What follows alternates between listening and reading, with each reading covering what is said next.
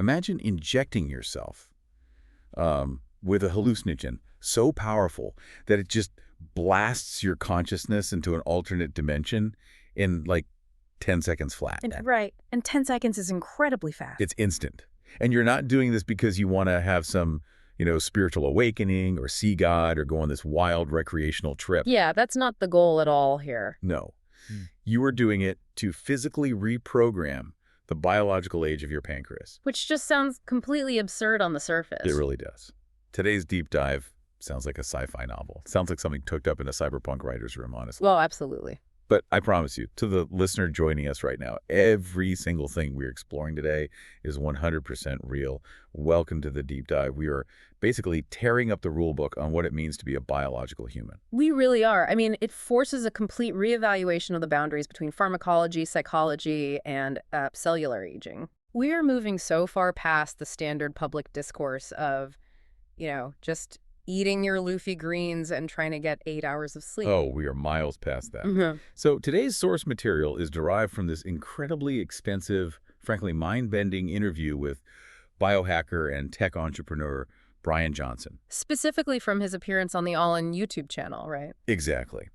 And the mission for this deep dive is to explore the absolute bleeding edge of human longevity. And we really mean the bleeding edge. Yeah, we are venturing into radical brain rewiring using the world's most powerful psychedelics and these futuristic cellular-level body modifications. Framing why this matters to you, the listener, is just critical before we get into all the complex biochemistry. Definitely. Why should we care? Well, on the surface, this easily reads as just the eccentric hobby of a wealthy tech founder trying to live to 150 so he can, outlast his peers. Right, the typical billionaire trope. Exactly, but the actual stakes presented in the source material are much heavier.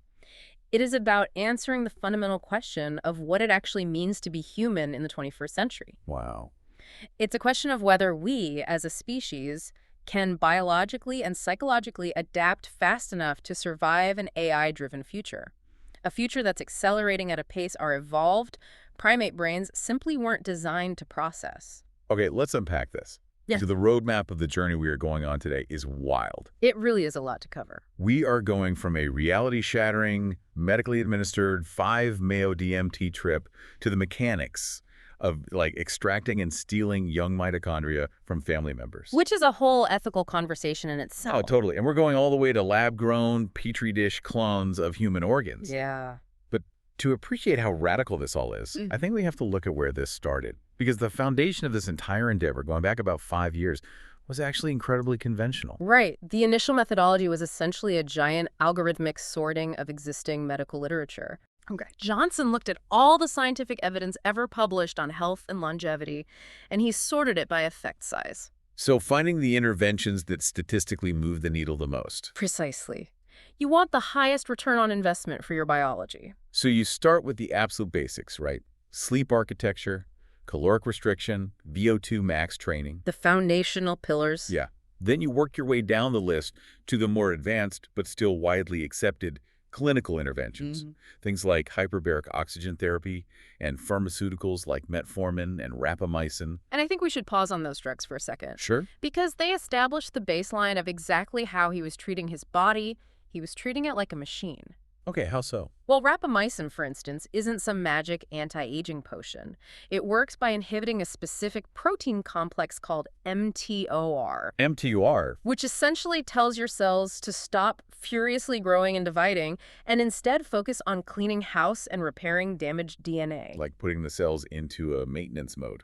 Exactly. And metformin acts on an enzyme called AMPK, tricking the body into thinking it's in a state of caloric deficit. Which improves cellular energy efficiency. Yes. That mechanistic view is paramount here. It views the body as a complex but entirely predictable thermodynamic engine. Meaning if you optimize the physical inputs, the fuel, the maintenance schedule, the environmental stressors, you optimize the output. Which is lifespan and health span. You adjust the chemical levers and the machine just runs longer. And notably, psychedelics were absolutely not on that radar. Not even close. Like, in his circle, psychedelics were viewed in two very distinct, isolated ways. Right. They were either ancient medicines used in, ritualistic spiritual practices, or In the modern clinical sense, they were highly targeted therapeutic interventions for a broken system. Like giving MDMA to a veteran with severe PTSD. Exactly. Or giving psilocybin to a terminal cancer patient facing end-of-life anxiety. Nobody was looking at a massive dose of a hallucinogen and thinking, yes, this is the missing gear in my anti-aging protocol. No, the pivot happened purely because of anomalous data. Really? What kind of data? The source notes that the catalyst was preclinical data in mice involving psilocybin, which is the active compound in magic mushrooms, Right. and the results were entirely unexpected from a longevity perspective. The animal models demonstrated that psilocybin administration significantly reduced systemic inflammation. And inflammation is the silent killer in the longevity space. It's basically the root of almost all age-related decline. Exactly. But it wasn't just the drop in inflammation. The data also showed profound neuroplasticity. So seeing this, Johnson basically decided to run what is probably the world's most quantified experiment on himself. Yeah, he really stepped out of the traditional anti-aging bounds. He took 3 massive doses of psilocybin.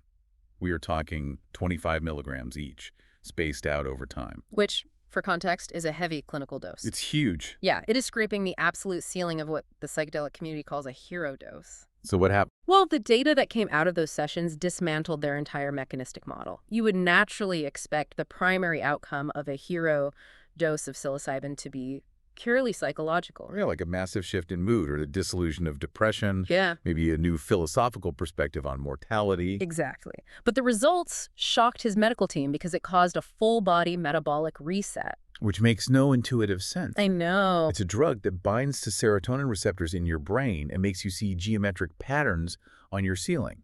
How does that affect your metabolism? It's wild, but the numbers are unambiguous. His blood glucose control, which is a massive indicator of metabolic health, insulin sensitivity, and overall biological age, was already phenomenal. Right, because of his strict diet and the metformin. Exactly. Yeah. It was in the top 99.5th percentile of the population, but after the psilocybin protocol, Yeah.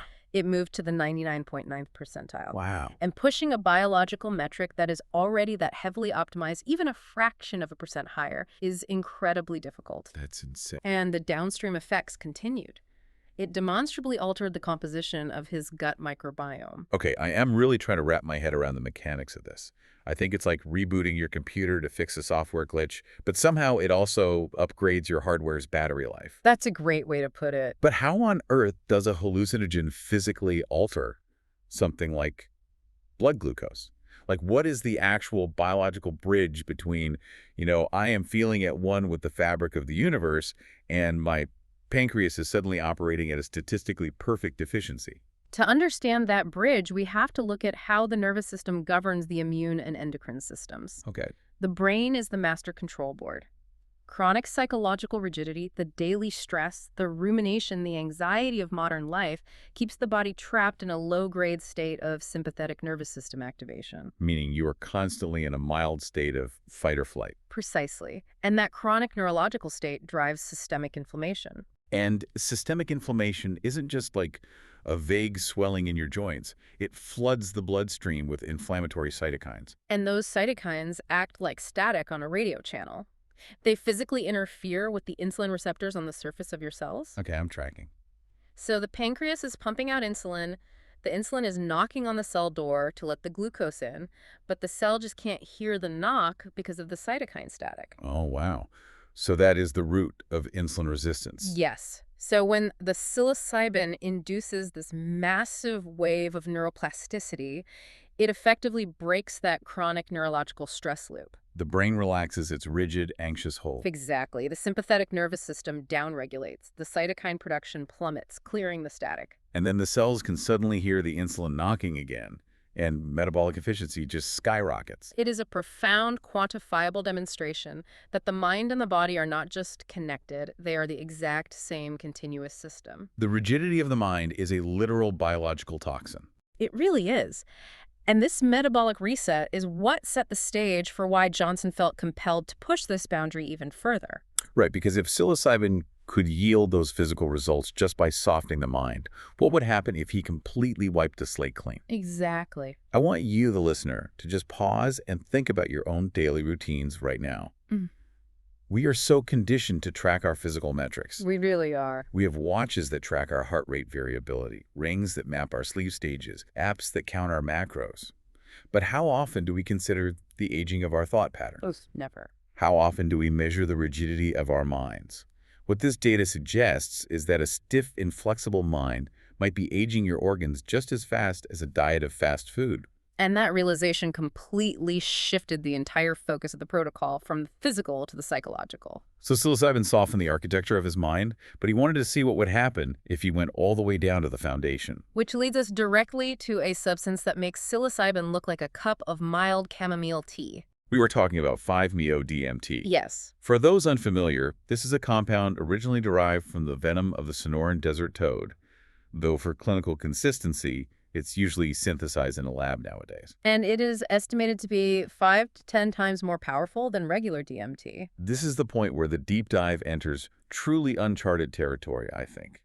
Not just biologically, but phenomenologically. Oh, absolutely. Let's get into the exact protocol he used, because he actually documented and live-streamed the preparation for this entire process. He did. So he administered 9 milligrams of 5-MeO-DMT intramuscularly. That provides like a baseline load.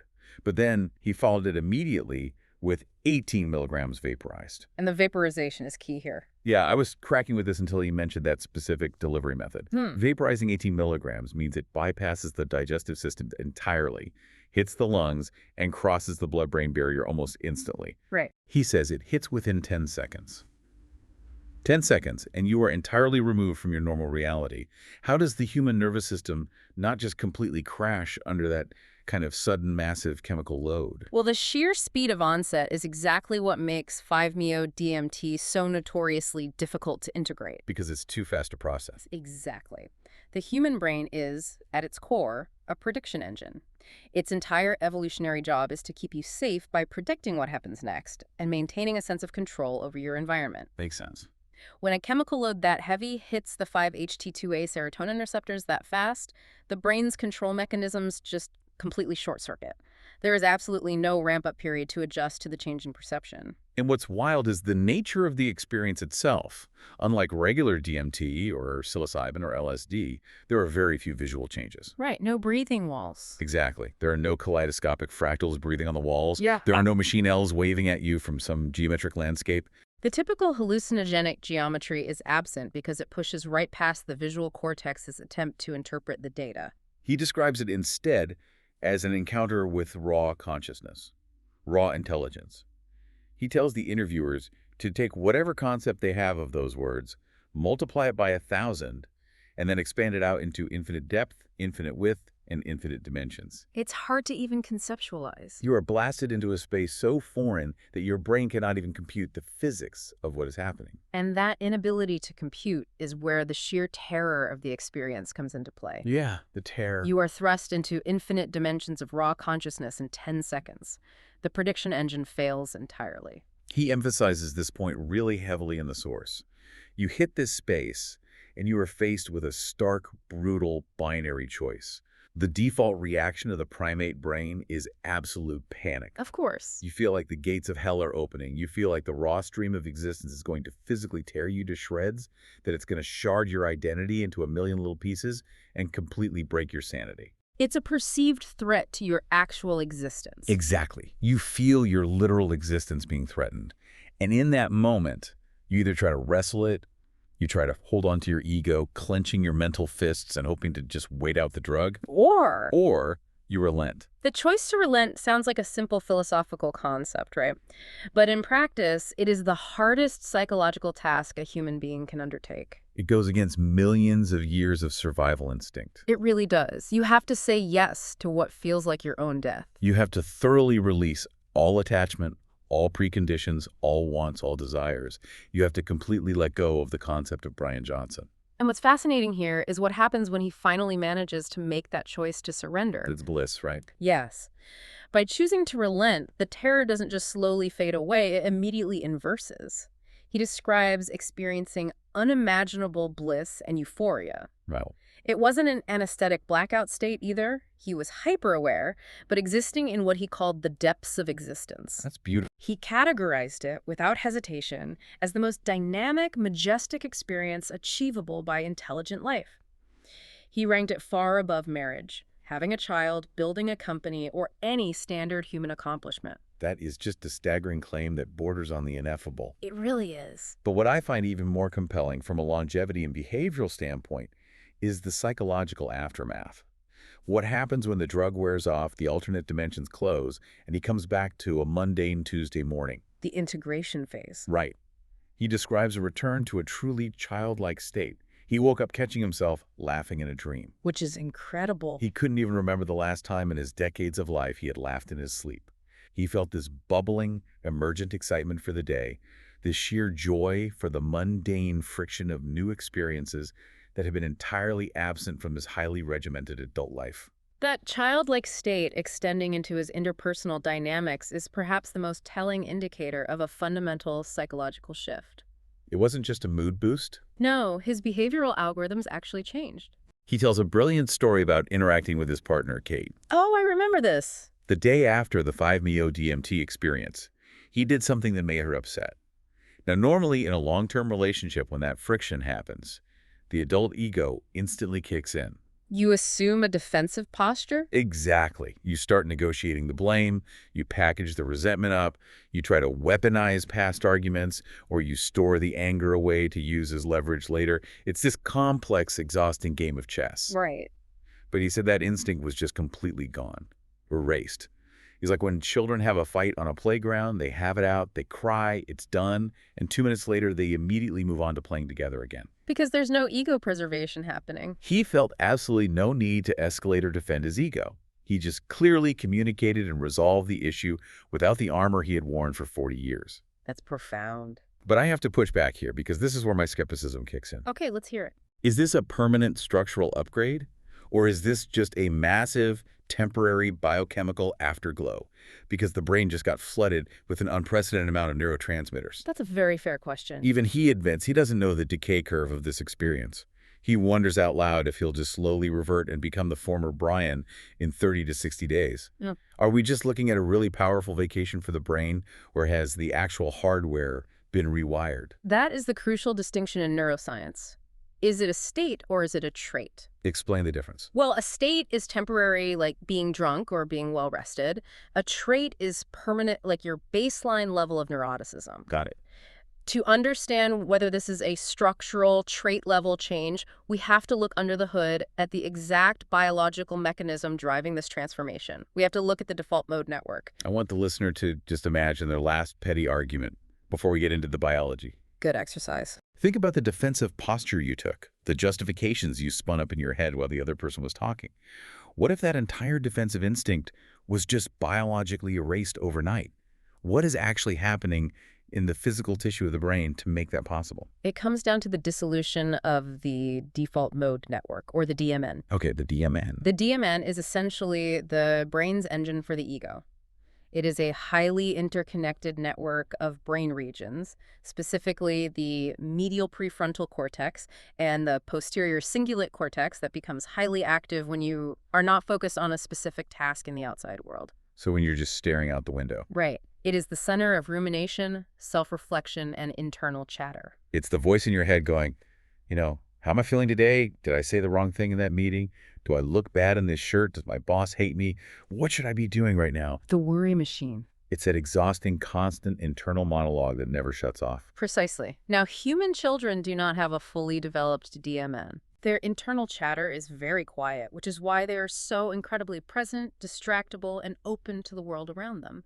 They aren't constantly simulating their social standing. That makes so much sense. But as we age, we develop this network to help us navigate complex social hierarchies, predict future outcomes, and protect ourselves. Over decades of repetitive use, the DMN forms these deep, stiff ruts of thought. Like getting stuck in a track. To use the terminology from the source, barnacles accumulate on your psyche. As you age, your experience of reality becomes increasingly narrow because every single piece of sensory information is being filtered through the heavy, rigid, defensive patterns of the DMN. I love the analogy they used in the source text to explain this, because it grounds this abstract neuroscience in a brilliant visual. The airport analogy. Yes. Think of the human brain like a massive globe covered in airports. The DMN creates these massively heavy, highly trafficked routes. Like the flight path from JFK in New York to Heathrow in London. Exactly. Thousands of flights a day, massive infrastructure, completely predictable. That flight path is your habit of getting defensive when criticized, or your chronic anxiety about work. It's a superhighway of neural activity. Right. But a route from New York to a tiny, obscure dirt runway in Arkansas, there's almost zero traffic.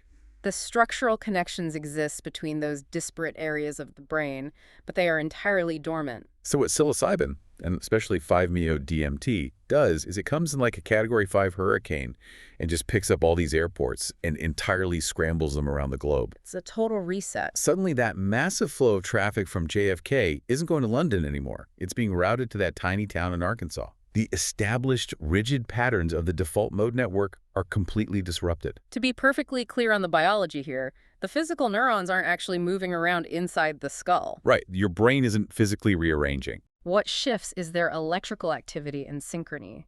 The chemical signaling that enforces those superhighways is aggressively suppressed.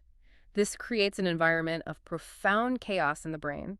Chaos sounds bad. But it is a productive, highly fertile chaos. Because those highly active neurons in the DMN are suddenly uncoupled from their normal rhythmic pathways, they are forced to reach out and make entirely new connections across the brain. Oh, I see. This is the physiological definition of rapid neuroplasticity. And we aren't just guessing that this is happening based on his subjective reports of feeling childlike. They are measuring this with incredible precision. They have the data. They are using structural and functional MRIs, real-time EEG caps to measure the electrical waveforms, and a cutting-edge optical brain interface called kernel. The kernel helmet is fascinating technology. It really is. It uses time-domain functional near-infrared spectroscopy, which basically shoots millions of pulses of light through the skull to measure how photons scatter off the hemoglobin in the blood. It maps blood oxygenation in the brain in real time. When you look at his brain on the kernel interface before the psychedelics, you see those rigid New York to London pathways glowing hot. Barnacles. When you look at it afterward, the old pathways have quieted down, and a completely new map of global connectivity has emerged. It physically captures the transition from a rigid adult mind back to the chaotic, hyperplastic mind of a youth. And that network shift is the mechanical explanation for his behavior with his partner. How so? The DMN is the specific biological machinery that packages up the resentment in the argument. When 5-MeO-DMT blasts the DMN offline and forces those new connections, the mechanism for holding that grudge literally ceases to function. The hardware required to be petty is temporarily uninstalled. Precisely. But having a completely uninstalled ego, a perfectly plastic, youthful mind, that creates a terrifying problem if we aren't careful. It certainly does. If this rewiring is so incredible, if it's the fountain of youth for the mind that cures anxiety and restores childlike wonder, why isn't this standard medical practice? Why isn't every psychiatrist prescribing a heroic dose of psychedelics on your 40th birthday? Because shattering the ego and inducing that level of chaotic neuroplasticity carries immense, sometimes irreversible risks. The dark side of plasticity. We cannot ignore it. The brain builds those DMN superhighways for a reason to keep you functional and sane in a complex society. The source material is brutally clear about these severe risks. This is not a magic, risk-free biological hack. Not at all. Heavy psychedelics can induce permanent psychosis. They can trigger latent schizophrenia in people who might have a genetic predisposition but never would have otherwise manifested the disease in their entire lifetime. It's a massive roll of the dice. And even if you don't have those genetic predispositions, they can cause severe, long-lasting trauma from bad trips. This is especially true when people are taking them recreationally, say, at a music festival, or with a random bag of mushrooms where they have no idea what the specific strain is, what the actual milligram dose of the active compound is, and they are in a completely uncontrolled, chaotic environment. Context, or set and setting, as it's known in the clinical psychedelic research community, is the entire ballgame. Set and setting. When you open the brain up to that extreme degree of vulnerability and plasticity, Whatever environment you are in gets hardwired into the new neural pathways. Oh, wow. If you are in a chaotic, terrifying environment while your DMN is dissolved, you can hardwire deep psychological trauma just as easily and just as permanently as you can hardwire bliss. That is terrifying. And beyond the clinical risks, there are specific, tangible sociological consequences to this radical rewiring that are already playing out in the tech and business worlds. The jungle CEO phenomenon. Yes. The interviews specifically discuss this phenomenon known as the jungle CEO. You have these highly successful executives. They go down to South America. They do a heavy psychedelic like ayahuasca in a retreat setting. And their perspective shifts so radically that their entire value system is upended overnight. Their DMN is dissolved, the rigid superhighways of their ambition and corporate strategy are scrambled, and they look at their life, their company, and their 80-hour work weeks and say, why am I doing this? They fly back to Silicon Valley, they quit their companies, they abandon their families, they divorce their partners, and they move back to the jungle to live a completely different life. Leaving everyone behind. The people around them, their venture capital investors, their employees, their spouses, feel like victims of a massive behavioral shift they didn't sign up for. It has become so prevalent in the startup world that investors are now actively writing clauses into their deal documents that explicitly prohibit founders from taking psychedelics for the duration of the company. A literal no psychedelics clause. On a multi-million-dollar term sheet. Consider the implications of that for a moment. This raises an important question, perhaps the most profound philosophical question of this entire deep dive. Who am I? That's the million-dollar question. Think about the mechanics of identity. If your personality, your sense of duty, your ambition, and your core values are roughly just the sum of how your specific neurons are wired together, a physical consequence of your lifetime of experiences, and you go in and take a chemical compound that completely rewires those neurons in a single afternoon, are you still the same person? You might remember the former you, but the operational system running the machinery is entirely new. It's like installing a completely different operating system on a computer but keeping the old photo files. And it begs an even harder question regarding the morality of these changes. Are the values you abandon right or wrong? It's tricky. If society or your marriage vows or your fiduciary duty to your investors ascribe a certain set of responsibilities to you and you undergo this biological rewiring and suddenly abandon all of them, is that a failure of morality or is it a cure for a societal illness? Who gets to decide which neural wiring is the correct one? Exactly. The investor who puts the clause in the contract obviously thinks the correct wiring is the one that works 80 hours a week to generate a massive return on their capital. The CEO who moved to the jungle thinks the correct wiring is the one that values nature and peace over an IPO. It's entirely subjective. It is. But Johnson defends his pursuit of this chaotic plasticity. And I think his counterargument is fascinating. He introduces this concept of psychoflexibility. Psychoflexibility, the ability to fundamentally alter your worldview and deeply held convictions on demand. His argument is that the world is changing at a frankly insane speed, primarily due to the exponential curve of artificial intelligence. Which is undeniable. If AI is going to become the dominant engine of innovation, economic disruption, and societal change, humans might simply not be able to keep up if we rely on the rigid, slow-adapting minds we naturally develop as we age. We'd be left behind. Right. We might actually need this radical ability to completely rewire our priorities and our understanding of reality overnight, just to cope with the pace of the future. What feels like a liability today, the risk that your priorities might shift unpredictably, might become the essential survival asset of tomorrow. It frames psychedelics not as an escape, but as an evolutionary adaptation forced by our own technology. No. If the environment changes overnight, the organism must possess the biological hardware to change overnight to survive. I want to throw this ethical dilemma directly to the listener. Put yourself in this situation. Imagine there was a pill that guaranteed a permanent structural cure for your deepest anxieties, your childhood traumas, your daily stress. Sounds great so far. But the side effect is a 10% chance that you would wake up the next day and realize you no longer care about your current career and you no longer feel a deep connection to your current relationship. You would be perfectly happy, but you would be a fundamentally different person with entirely different priorities. Would you take it? It's the ultimate wager of the self. Are you willing to kill who you are today to become who you might need to be tomorrow? It's terrifying, but it's the exact frontier these longevity pioneers are playing on. But having a perfectly plastic, youthful mind creates a terrifying mismatch if the physical body carrying it is still decaying. That's the other half of the equation. You end up with the boundless ambition and curiosity of a 20-year-old trapped in a failing 80-year-old biological machine. That contradiction forced Johnson to look past the brain, straight into the cellular engine room. We have to shift the conversation from the psychological to the physical next-generation therapeutics, the interventions that move far past optimized diets and basic pharmaceuticals. The roadmap for the physical body includes things that sound like they belong in a futuristic medical bay. We're talking about cell therapy, gene therapy, and the one that absolutely blew my mind, mitochondrial augmentation. Mitochondrial rejuvenation is perhaps one of the most promising, heavily researched, and conceptually bizarre therapies on the horizon. Why mitochondria? We know mitochondrial decay is a primary hallmark of aging. They are the powerhouses of the cell, generating the ATP that allows our cells to function. But as we age, the mitochondrial DNA, which is separate from our nuclear DNA, degrades. The wear out. They become structurally inefficient, they produce massive amounts of oxidative stress, and the entire energy grid of your body slowly browns out. So Johnson's logic is simple, if a bit shocking.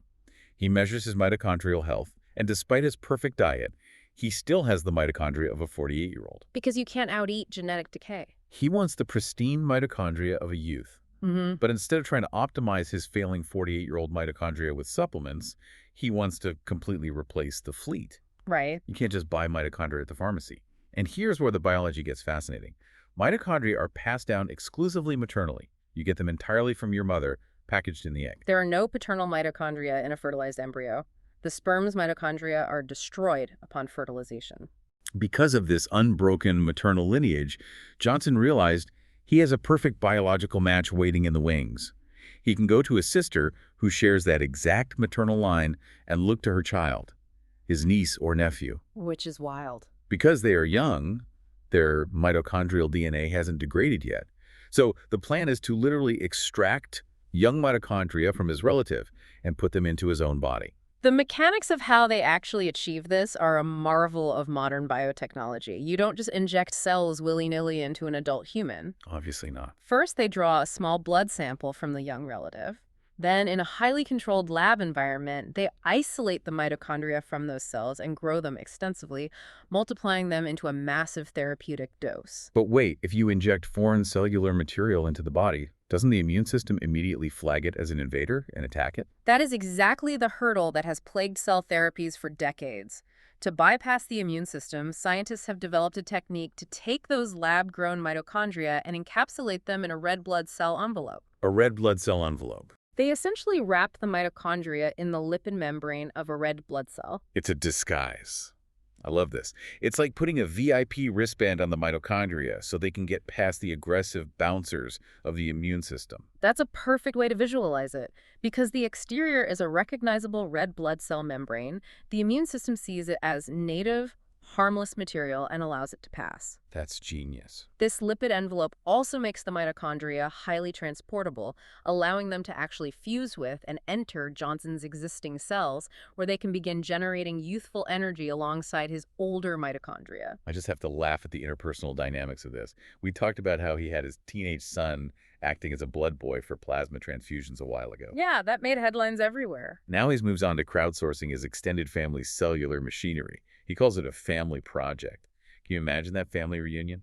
Hey guys, great to see you. Pass the potato salad. And oh, by the way, I need a vial of your child's blood so I can harvest their cellular engines to fuel my eternal youth.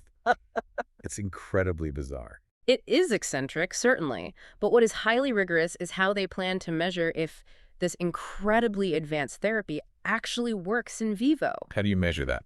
They aren't just going to look at microscopic biomarkers in a blood panel and assume success. No, they're going to use the most primal, brilliant, undeniable metric possible, sprinting. Sprinting. How fast can a 48-year-old man run in a dead, all-out sprint? Sprint capacity is heavily dependent on the instantaneous energy production of your mitochondria. It is an incredibly demanding physiological task that you cannot fake. You either have the energy or you don't. So they measure his maximum sprint speed before the injection, administer the young mitochondria directly into the muscle tissue, let them integrate, and then measure his sprint speed after. If he gets measurably faster, the therapy works. It's a fascinating blend of bleeding-edge molecular science and fundamental human performance. He really is. But as incredible as injecting a relative's mitochondria is, it is still fundamentally a transplant. It relies on someone else's biology to patch up your own. The ultimate biological sandbox, the true holy grail of longevity, is when you stop borrowing cells and start reprogramming your own DNA. Which brings us to plasmids and gene therapy. This is where the deep dive goes fully into the territory of playing God with our own biology. Johnson is looking at a specific delivery system called a plasmid to express a gene known as FOXO3. To clarify the mechanics for the listener, a plasmid is essentially a small circular piece of DNA that is physically separate from your chromosomal DNA. Okay. In genetic engineering, plasmids are used as highly efficient delivery vehicles. You can encode a specific set of instructions, in this case the FOXO3 gene, into a plasmid, put it into the body, and it will instruct your cell's machinery to manufacture a specific protein. And he's looking at FOXO3, which isn't just a random gene. It's essentially a master regulator of cellular stress and longevity. It's incredibly powerful. When activated, it turns on a cascade of protective mechanisms. It commands the cell to sweep out misfolded proteins, to repair damaged DNA, and to defend against oxidative stress.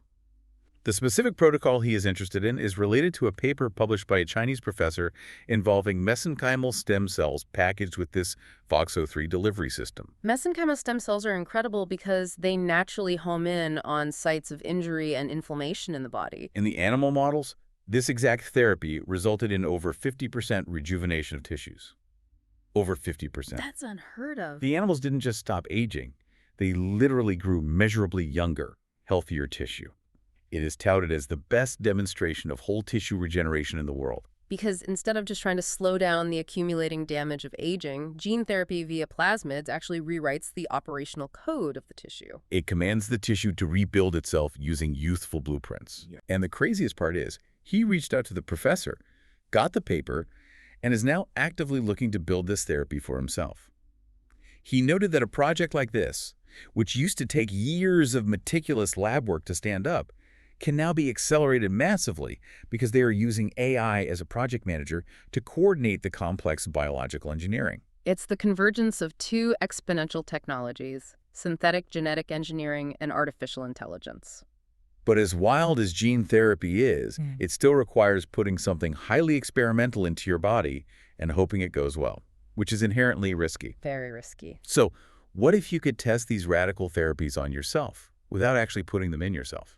This is where we get to the Bryan Johnson organoids. This is perhaps the most futuristic, conceptually dense topic in the entire source material. They are building a biological digital twin of him in a lab. Let's walk through exactly how this works, step by step, because the science here won a Nobel Prize for a reason. It did. First, they take a simple sample of his mature adult cells, like a skin swab or a standard blood draw. Then they apply something called Yamanaka factors. Yamanaka factors, named after Shinya Yamanaka, who discovered them in 2006, are a specific group of 4 transcription factors. What are they? They are proteins that have the incredible ability to take a mature, highly specialized cell, like a skin cell, and strip away its epigenetic markers. It reverts the cell all the way back into a blank slate stem cell. That's amazing. These are called induced pluripotent stem cells, or iPSCs. I want to make sure we truly grasp the magnitude of this. In biology, cellular differentiation is supposed to be a strict one-way street. A stem cell becomes a heart cell, and it stays a heart cell forever. That was the dogma for decades. Taking a mature skin cell and applying Yamanaka factors to turn it back into a blank slate stem cell is literally like taking a fully baked cake and somehow using a chemical process to extract the raw flour and raw eggs back out of it. It's biological time travel. It dismantles the entire dogma of irreversible aging. And once you have that blank slate, the Bryan Johnson iPSC, you can then use other specific chemical signals to program that cell to become whatever tissue type you want. Right, so they don't just leave them as blank stem cells floating in a dish. They are programming them in the lab to become a tiny, functioning piece of heart tissue, or liver tissue, or lung tissue. Mini organs. They are growing mini organs of Bryan Johnson outside of his physical body. The clinical utility of these organoids is profound. Instead of giving Johnson a new experimental FOXO3 plasmid or novel drug and hoping his actual liver doesn't fail from unexpected toxicity, they simply drop the therapy onto the mini liver in the petri dish. Oh, that's brilliant. They can observe the cellular reaction, measure the precise toxicity levels, and find the perfect, exact dose optimized for his specific genetic material without him ever swallowing a single pill. Basically, he has a massive store of tissue-specific clones of himself sitting in a lab. He can run thousands of simulated biological experiments simultaneously. He gets the advantage of massive acceleration in discovering what works for his specific biology, completely bypassing the slow, risky process of human trials. However, we must address the incredible danger inherent in this process, specifically regarding the in vivo use of those Yamanaka factors. Right, it's not all perfectly safe. If the goal is to eventually use these factors inside the human body to rejuvenate existing organs, the dosing must be absolutely flawless. Remember, these proteins are telling a cell to completely change its fundamental identity and start growing and dividing rapidly. What happens if it's not flawless? What if a cell inside your actual liver gets slightly too much of the Yamanaka factor during a rejuvenation therapy? If you overdose a single cell, it doesn't just rejuvenate back to a youthful state, it overshoots. Overshoots. It forgets what it is supposed to be entirely, it begins dividing uncontrollably, and it becomes a teratoma, a highly aggressive cancer cell. It forms a lethal tumor. It is the ultimate double-edged sword of longevity research. The exact molecular mechanism that generates youth can also generate lethal cancer. That is terrifying. Just one error, one slight miscalculation in the protein delivery, and you've given yourself terminal cancer instead of eternal youth. Which is why the current scientific frontier isn't just about delivering the Yamanaka factors, but precisely controlling them. How do they do that? Science needs to develop what are essentially cellular switches. We need to engineer microscopic synthetic biology logic gates inside the cells that can monitor real-time gene expression and automatically turn the Yamanaka protein synthesis on or off based on exactly what the cell needs in that specific millisecond. That sounds incredibly complex. Anything less than a perfect real-time biological feedback loop is going to be inadequate and highly dangerous. I want you, the listener, to imagine a future where this organoid technology is perfected and democratized. Imagine going to your doctor with a strange, complex illness. It would change everything. They don't just guess what medication might work based on broad statistical averages of the general population. They don't say, let's try this pill for a month and see how your stomach handles it. The current standard of care. They pull up your lab-grown organoids, test 10 different medications on 10 different clones of your liver simultaneously, and hand you the one that they already know with 100% certainty will cure you with zero side effects. It changes medicine from a game of educated guessing into a game of absolute personalized precision. It completely upends the pharmaceutical model. And if we zoom out from the individual to the collective, we have to ask if these technologies, the DMN scrambling psychedelics, the FOXO3 gene therapies, the cloned organoids, if these become mainstream and accessible, how does this fundamentally change the world? This is where Johnson makes a very bold, sweeping sociological claim in the source material, and it ties everything back together. The sociology of abundance. He states that the vast majority of external conflict in the world, whether it's political polarization, community anger, road rage, or societal breakdown, is primarily driven by internal unhappiness, which is driven by poor biological health. It is a profound theory of macrosociology rooted directly in microbiology, and the statistics back up the premise that we are, as a population, biologically suffering on a massive scale. The numbers are bleak. The source notes that 84% of people have some form of metabolic disorder. Over 40% of the population is clinically obese. Almost nobody is getting adequate restorative sleep, and our brains are constantly hijacked by algorithmic phone addiction. When you look at those numbers, it's no wonder society feels so angry and fractured. Right. We treat road rage, extreme political polarization, and divorce as moral failures. We view them as psychological or societal problems. But what if they are actually just symptoms of systemic cellular exhaustion? You can't meditate your way out of a crashing mitochondria. You really can't. When your cells are exhausted, inflamed, and metabolically broken, everything is hard. You don't want to solve grand challenges or connect with your neighbor. Your biology just wants to survive the day. You become defensive, rigid, and prone to conflict because your biological battery is constantly at 2%. Human morality and patience are biologically capped. This is why he points to GLP-1s, the new class of weight loss drugs, as just the first drop in this coming biological revolution. Oh, that's a great point. GLP-1s showed the public that a biological intervention can effortlessly solve what we previously thought was a massive failure of moral willpower. Exactly. GLP-1s prove that you can just take a weekly shot, and suddenly the chronic food noise in your head, the relentless urge to overeat, just vanishes. It's just gone. You lose weight, your metabolic markers improve, and you feel better without having to white-knuckle your way through a diet. If humanity can scale these advanced interventions and achieve actual biological abundance, abundance in health, in mitochondrial energy, in lifespan, it shifts longevity from being a niche sci-fi pursuit for eccentric billionaires into a fundamental reshaping of human society. Because if you give a population robust cellular health, vibrant energy, and the belief that they are in control of their biological destiny, you eradicate the subconscious fear and physiological scarcity that drive most external conflicts. So we weave this entire deep dive together. The intense psychedelics ensure that as the body ages, the mind doesn't lose that ambitious, plastic, youthful spark. It keeps the mind flexible. It keeps the internal airports open to new destinations, preventing the mental rigidity that leads to bitterness and societal stagnation. Meanwhile, the mitochondrial transplants and the gene therapies ensure that the physical body has the endless energy and cellular resilience to actually execute on the mind's youthful ambition. It is an overarching, unified quest for total human abundance.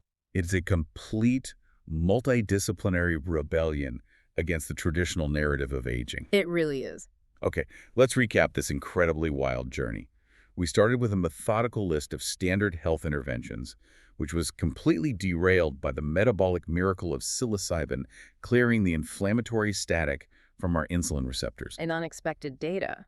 That led to the absolute ego annihilation of a 10-second 5-MeO-DMT onset, an experience that blasted away the deep, crusty barnacles of the default mode network and left our subject laughing in his dreams like a child. We explored the sheer biological chaos of scrambling the brain's established flight paths, forcing dormant neurons to forge new connections in a burst of radical neuroplasticity mapped by optical helmets. Right. We also navigated the dark side of that plasticity, the jungle CEOs who abandoned their corporate lives, and the profound philosophical question of whether changing your neural wiring fundamentally kills the person you used to be. From the mind, we moved to the meat suit. We talked about the bizarre family project of extracting young mitochondria from nieces and nephews and sneaking them past the immune system with a red blood cell VIP wristband, just to measure instantaneous energy production on a sprint track. And finally, we looked at the ultimate sandbox, using Yamanaka factors to unbake the biological cake, growing mini organs in a petri dish to dodge the lethal risk of gene therapy-induced cancer. And through it all, whether we are talking about the psychological rigidity of the default mode network in the brain or the physical degradation of mitochondrial DNA in the cell, the true enemy being fought here is rigidity. Exactly. The entire pursuit of longevity is simply the fight against the loss of plasticity and potential overtime. Which brings me to a final, slightly provocative thought for you, the listener, to mull over long after this deep dive ends. Everything we've discussed today assumes that keeping the body and the mind perfectly young and plastic is the ultimate synergy. The ideal state. But what if it's not? Think about this. If we successfully use FOXO3 gene therapy, mitochondrial transplants, and lab-grown organoids to permanently freeze our biological bodies at age 25, do we risk creating a fatal biological contradiction? A mismatch between the hardware and the software. Exactly.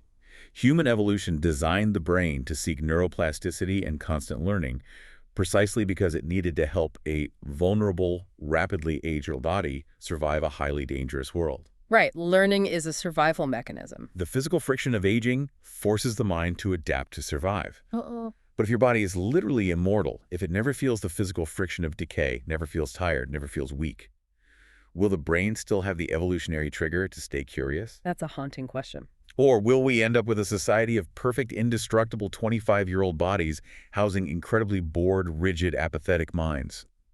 Minds that are so detached from the physical struggle of existence that they are forced to rely on heavier and heavier doses of extreme psychedelics just to feel a spark of what it means to be alive. A fascinating paradox. Curing the body's vulnerability might inadvertently starve the mind of its purpose. Which brings us right back to that clock we talked about at the very beginning. The inevitability of aging might be terrifying, but the physical friction of decay might also be the very thing that gives our biological timeline its meaning. Thank you so much for joining us on this deep dive. Keep questioning the consensus, stay curious, and whatever you do, keep your own internal airports open to new destinations. We'll catch you next time.